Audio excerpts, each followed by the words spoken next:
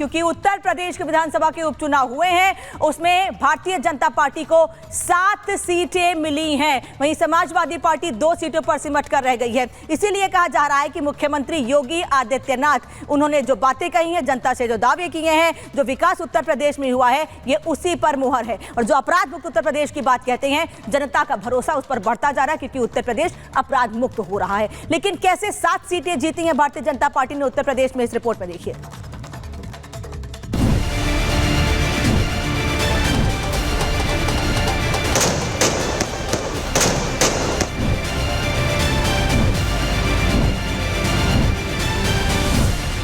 अपने तेवर के दम पर पूरे देश में डिमांड बने योगी आदित्यनाथ ने 2027 के सेमीफाइनल को अपने दम पर फतेह करने का प्रण लिया। चुनावी जंग में विरोधियों ने जमकर घेराबंदी की, लेकिन 9 में से 7 सीटें जीतकर योगी ने एक बार फिर साबित कर दिया कि बंदे में दम तो है। बटोगे तो कटोगे का नारा देकर जिसने महाराष्ट्र की बाजी पलट दी, वो नाम है योगी आदित्यनाथ। बीजेपी के नए पोस्टर बॉय बनकर उभरे योगी आदित्यनाथ ने साफ कर दिया कि पूर्व हो, पश्चिम हो, उत्तर दक्षिण, बुलडोजर वाले बाबा का हर तरफ जलवा है। और उत्तर प्रदेश उपचुनाव के नतीजों से तो साफ हो गया है कि उत्तर प्रदेश में योगी मैजिक चल रहा है। योगी अपने दम पर चुनाव जिताने में सक्षम है। योगी और आरएसएस जीत की गारंटी, यानी योगी और आरएसएस ने मिलकर अखिलेश के पीडीए को ध्वस्त कर दिया, साथ ही 2027 का रास्ता भी साफ कर दिया है। उत्तर प्रदेश उपचुनाव में बीजेपी को 9 में से 7 सीटें मिली, तो विपक्षी दलों ने एक बार फिर ईवीएम पर हार का ठीकरा फोड़ दिया, जिसकी शुरुआत समाजवादी पार्टी ने की।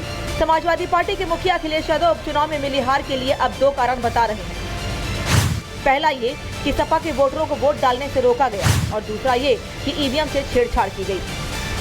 अगर ईवीएम की कोई फॉरेंसिक जांच संभव हो,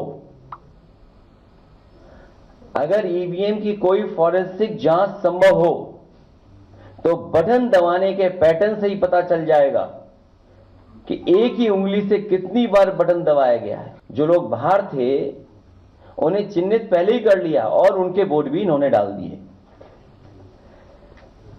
ये नए जमाने की इलेक्ट्रॉनिक बूथ कैप्चरिंग है। तो होगी पत्थरबाजी, पुलिस ऐसा कार्रवाई करेगी, बूथ लूटेगी अगर, तो आगे चल के लोग क्या करेंगे, निराश होकर। बैलेट पेपर के जरिए चुनाव जीतने के लिए सत्ता का दुरुपयोग करके फर्जी वोट डाले जाते थे, और अब तो ईवीएम के जरिए भी ये कार्य किया जा रहा है। इसलिए विपक्ष के दोहरे रवैये पर बीजेपी सवाल खड़े कर रही है और ईवीएम के हैक होने का दावा करने वालों पर तंज कस रही है।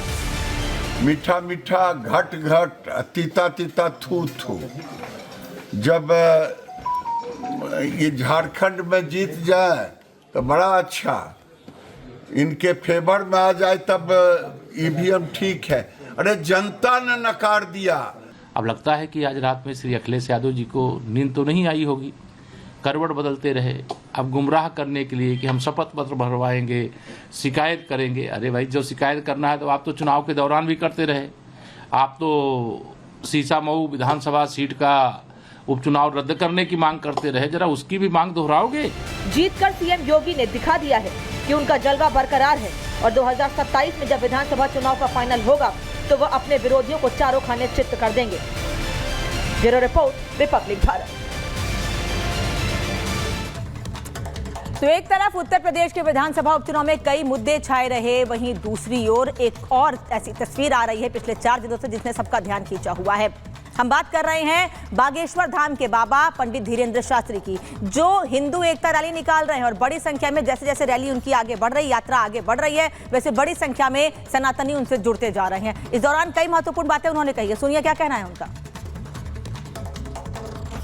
इस वक्त हिंदू जोड़ो यात्रा चौथा दिन की शुरुआत जो है वो हो चुकी है। पंडित धीरेन्द्र कृष्ण शास्त्री अपनी सेना के साथ देवरिया की तरफ बढ़ रहे हैं, इस वक्त बात करने के लिए मौजूद हैं। चौथा दिन है, आपकी सेना पूरी तरीके से तैयार है, उत्साह भी है लोगों में, क्या कहना चाहेंगे? भारत के सनातनी जग रहे हैं, भारत के हिंदू एक नया आयाम लिख रहे हैं। धर्म विरोधी ताकतों के खिलाफ ये एकजुट हो रहे हैं। धर्म विरोधियों के लिए इन्होंने कमर कस ली है, और इस देश की सबसे बड़ी बीमारी, जात पात की बीमारी के लिए इन्होंने दवा निकाल ली है और वो है हिंदू एकता, भेदभाव से मिटने, भेदभाव को दूर करने की एकता, जात पात को मिटाने की एकता।